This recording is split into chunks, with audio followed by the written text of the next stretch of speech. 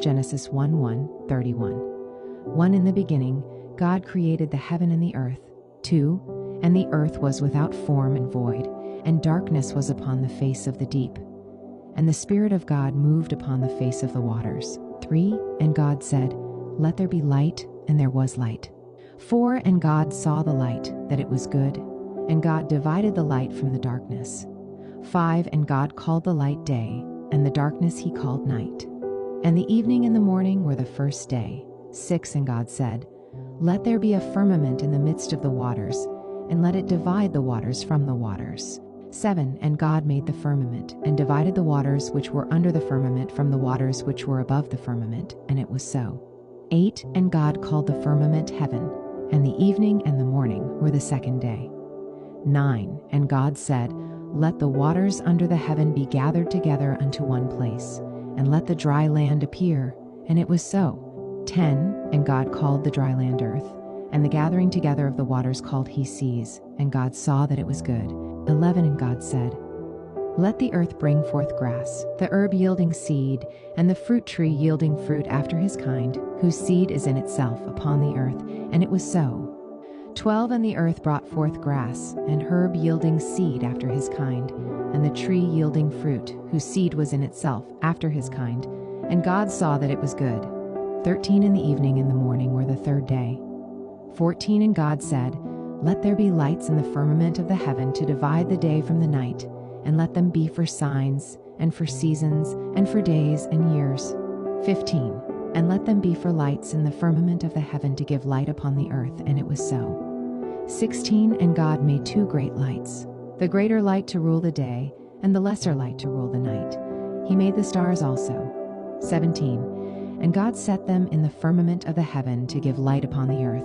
18. And to rule over the day and over the night, and to divide the light from the darkness, and God saw that it was good. 19. And the evening and the morning were the fourth day. 20. And God said, "Let the waters bring forth abundantly the moving creature that hath life, and fowl that may fly above the earth in the open firmament of heaven." 21.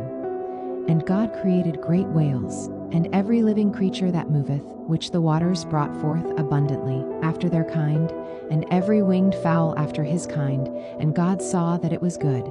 22. And God blessed them, saying, "Be fruitful and multiply, and fill the waters in the seas, and let fowl multiply in the earth." 23. And the evening and the morning were the fifth day. 24. And God said, "Let the earth bring forth the living creature after his kind, cattle and creeping thing, and beast of the earth after his kind," and it was so. 25. And God made the beast of the earth after his kind, and cattle after their kind, and everything that creepeth upon the earth after his kind, and God saw that it was good. 26. And God said, "Let us make man in our image, after our likeness, and let them have dominion over the fish of the sea, and over the fowl of the air, and over the cattle, and over all the earth, and over every creeping thing that creepeth upon the earth." So God created man in his own image. In the image of God created he him. Male and female created he them. 28. And God blessed them. And God said unto them, "Be fruitful and multiply, and replenish the earth, and subdue it, and have dominion over the fish of the sea, and over the fowl of the air, and over every living thing that moveth upon the earth." 29. And God said, "Behold, I have given you every herb-bearing seed, which is upon the face of all the earth, and every tree, in the which is the fruit of a tree yielding seed, to you it shall be for meat." 30. And to every beast of the earth, and to every fowl of the air, and to everything that creepeth upon the earth, wherein there is life, I have given every green herb for meat, and it was so. 31. And God saw everything that he had made, and behold, it was very good.